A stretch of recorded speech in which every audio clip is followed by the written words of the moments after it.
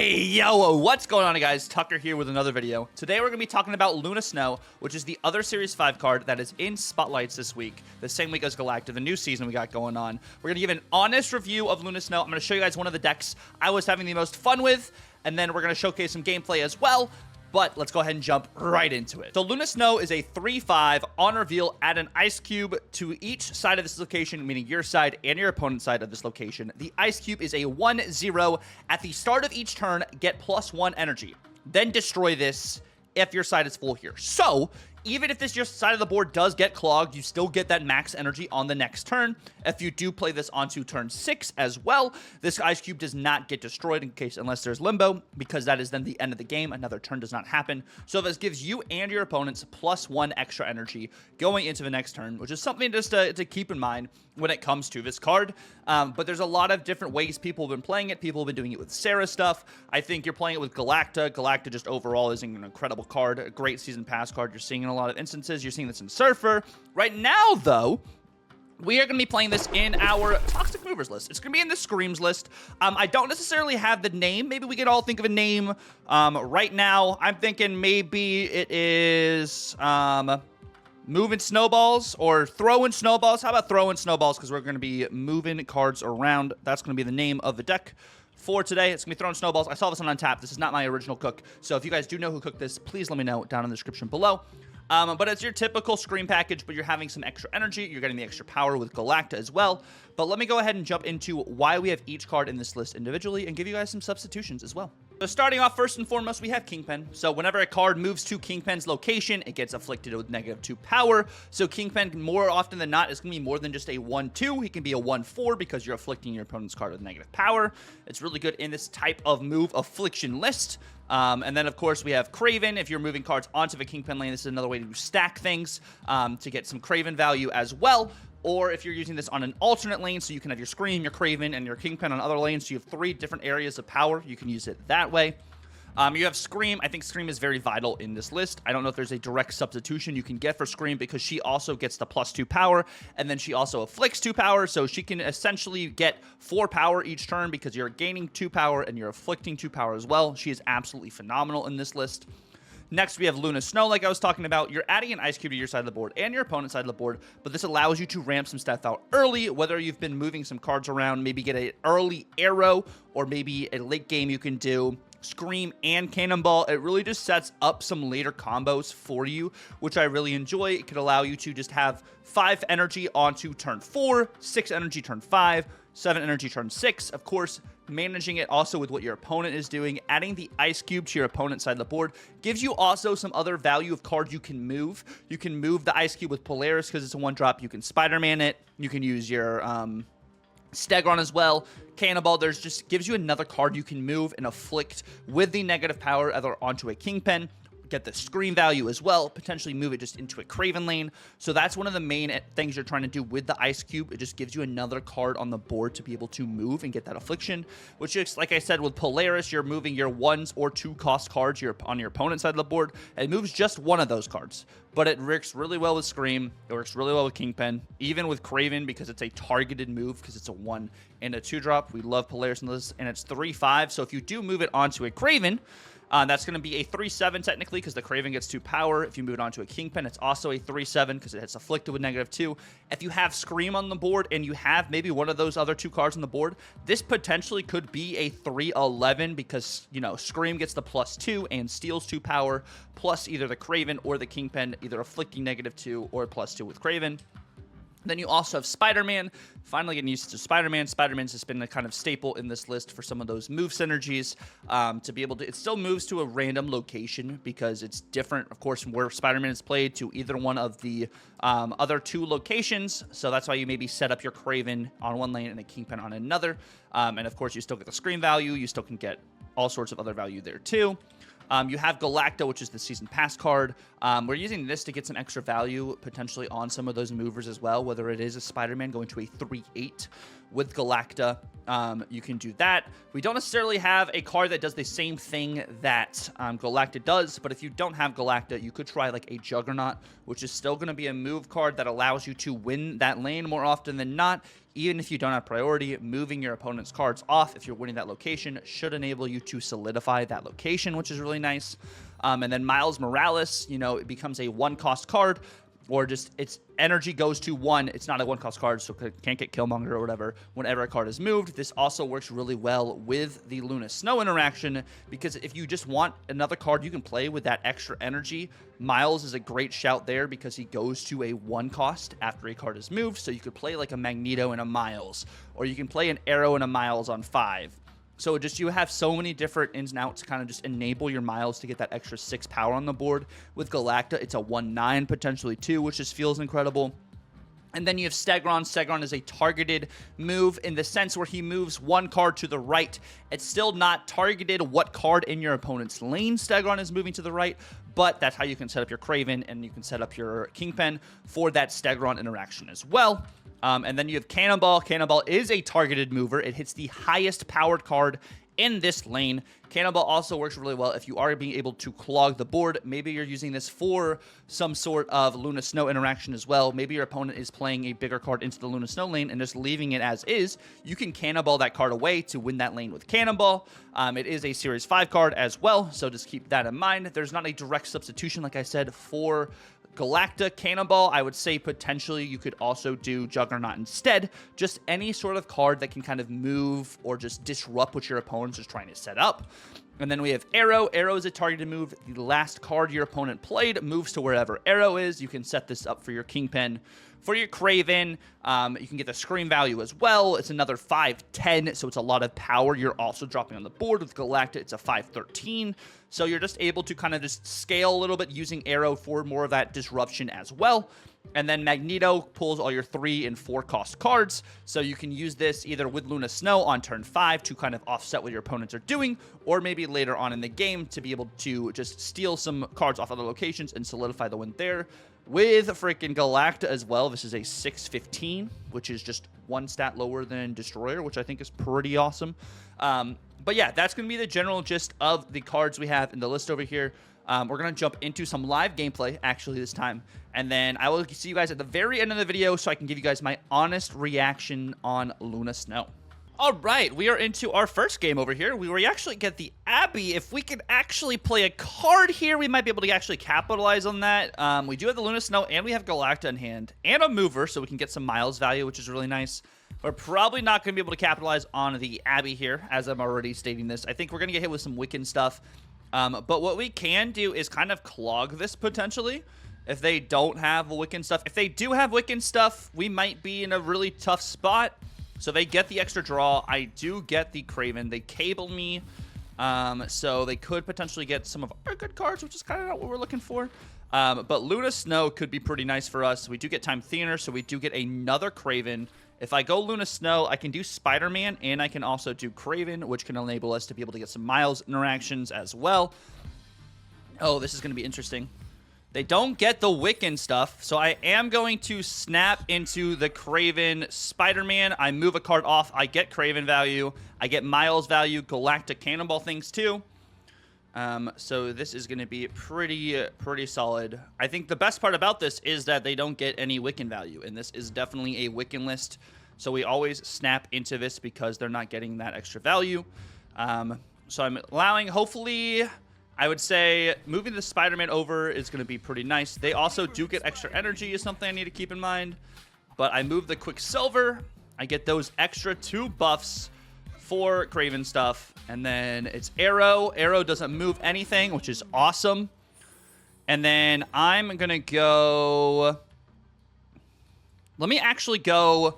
If I go Cannonball here, I can Cannonball the Arrow over to the left lane, which is really solid. Or I can kind of go for a Clog here. I could go for Polaris and save this Miles because we are going to get another move. I'll either move the Ice Cube or Cable over, which I really like.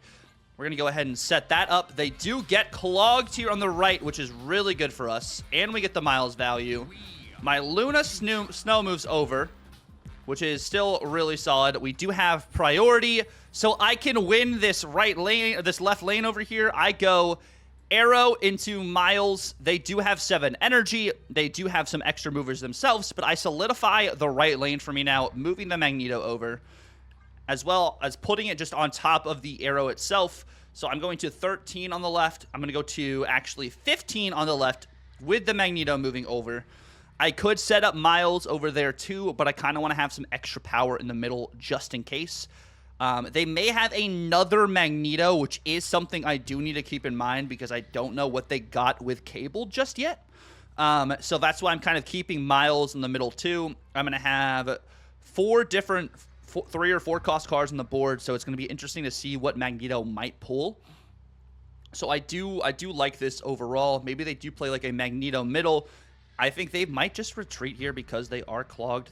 We both do have the extra energy, and I'm glad we did take priority or keep priority as well because we aren't going to get hit with an Alioth, which is good, especially into this matchup. I think it is either the kind of Surtur kind of situation here. Maybe they're playing Gore. I'm just kind of trying to figure out what they're doing, but I think we should be good. They're thinking out their lines a lot. The other cards, I'm thinking, okay. So we move the Magneto over here to the left. I have Miles. They copycat, and then they Wiccan. Perfect. Perfect. Victory. We won like the 50-50 there in full. Like, honestly, if they just play Wiccan middle, they win. Yeah, we lose to just Wiccan middle. So we played that. Well, we could have played Miles here to also just give middle. And I think we win tiebreaker 21-26. This is 46 or 47. And then they're at 39. Yeah, we would have won tiebreaker that way too. Wow, we have actually a really good starting location for us. We can go Craven into Bifrost to kind of offset some of this, to move some stuff around, or I could go Craven. Yeah, I mean, it's always Craven left. Into Luna left. Into Danger Room. I snap into Scream Luna. Scream Luna. And then I also have just the perfect line with Craven, Polaris, and stuff too.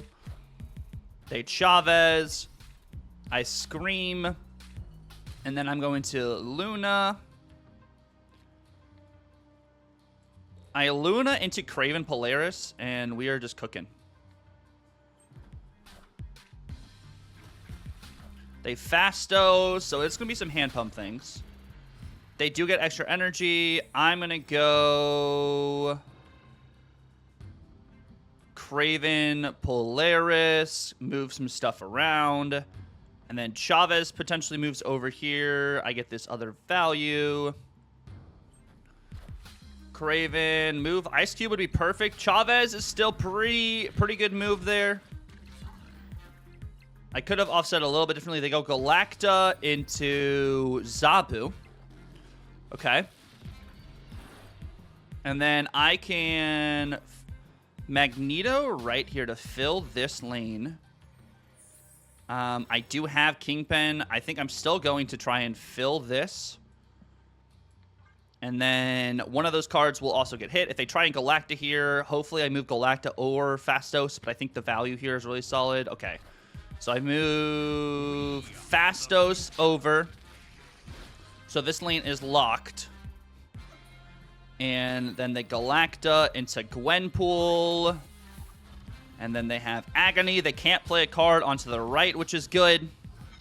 I'm going to Galacta into Spider-Man, actually, which gives me the Spider-Man value. I move Galacta over because they're going to be trying to do some stuff there. This gives me 8 power. If this does die, it's not great, but I think we're get some stuff going on. Well, Spider-Man, actually, hold up.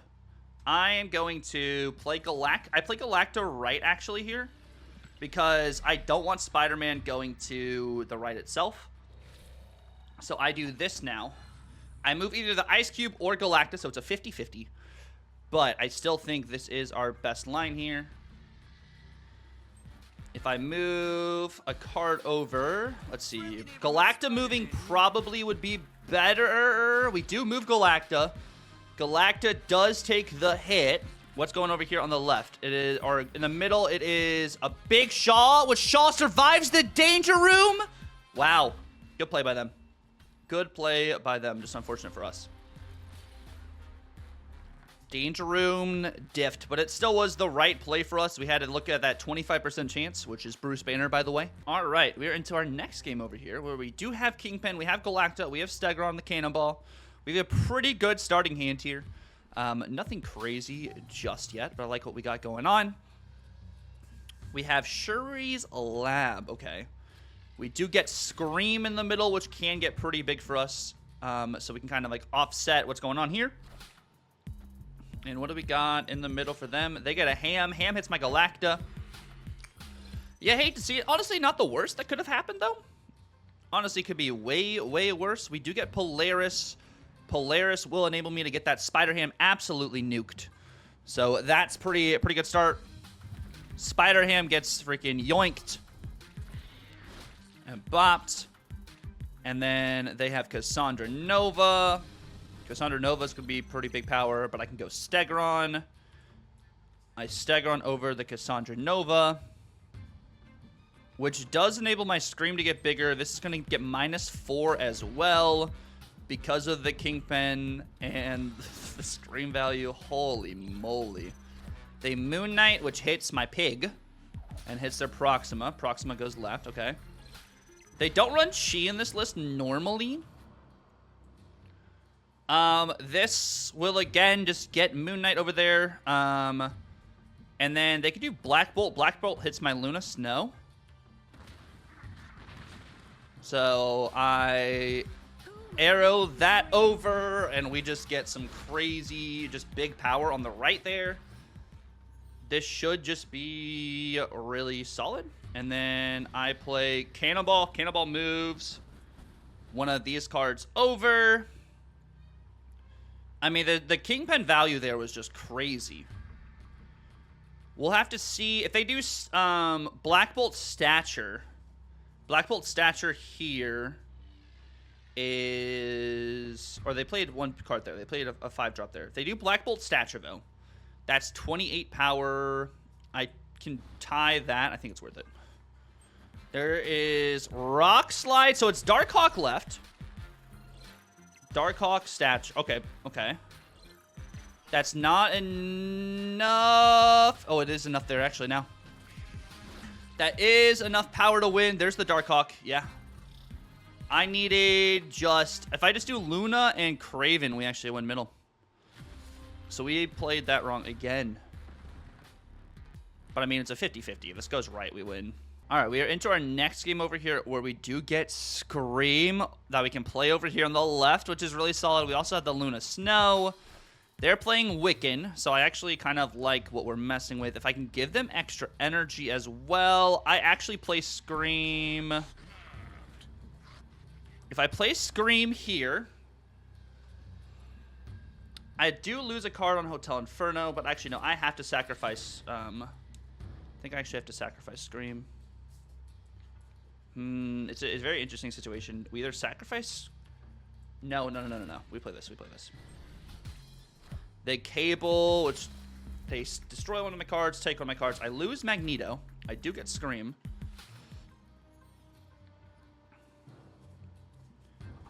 I'm going to go Luna Snow. They Gladiator. Gladiator hits Kraven. Could be way worse for us. I go Kingpin into Stegron here. And then... No, actually, let me go Galacta. Galacta into... No, actually, if I go Kingpin into Stegron, I can then do Galacta and Miles. They Wiccan. Kingpin into Stegron. And then they lose that extra power there. I always win left now. So I snap back into Miles' Arrow, because I always win that left lane now. I always win that left lane, and then I also get the extra affliction here. And we kept priority going into this. They're clogged now on the right as well. They Polaris my Ice Cube over, and I still get that extra area there. They Fenris Negasonic.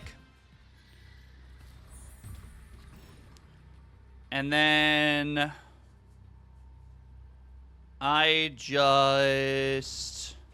honestly just win this with float, right? If I cannonball, actually no, I cannonball here. Cannonball hits Polaris. Polaris going over to the left. I win left. They've destroyed my Magneto, so Magneto comes middle. Magneto comes middle. If I do...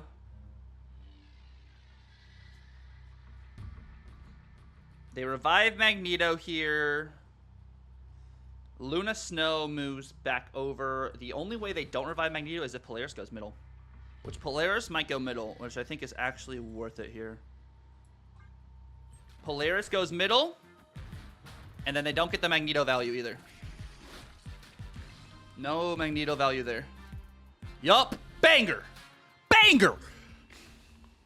Let's go. Victory. Let's go. What's Hulkling, by the way? Just Hulk. Love to see it. All right, we're back for round 2. Back to round 2 over here. We're going to play Kingpin on the right. We do have Galacta and Spider-Man.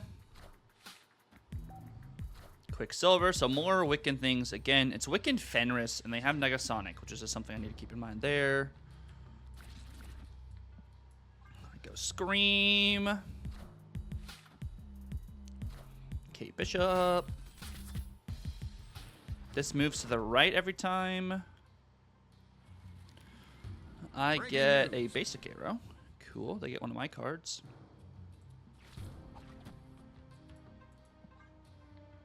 And I could play Galacta here, which is cool. Friendly neighborhood Spider-Man here. If I do have Red Guardian, it's like a 50-50 for Red Guardian to hit either Scream or to hit Spider-Man. They hit Speed. Okay. I go Galacta. Galacta. Negasonic. Basic.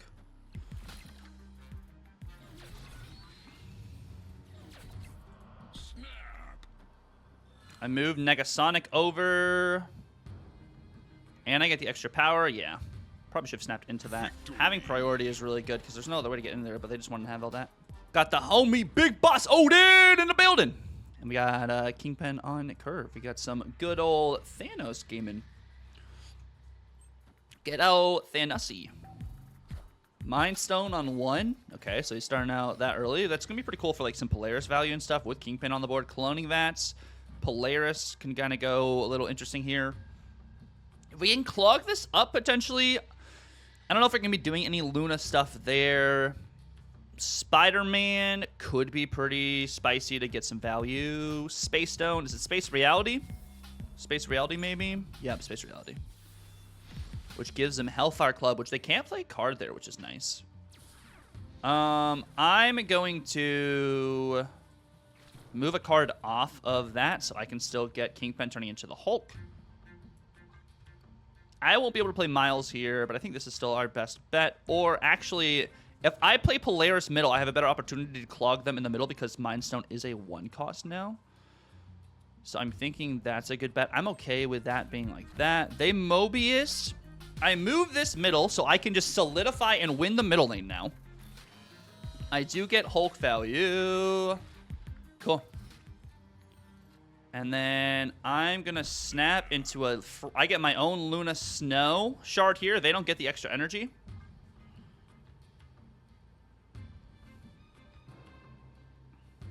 Only I get the extra energy here. They Gladiator me into a Cannonball, which hits the Gladiator over. Which that does not get any damage there. Into Space Stone.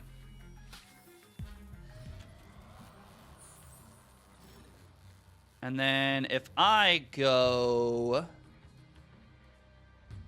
I'm going to go Galacta into Scream here. So I get the Scream value. Yeah, and I can then still play...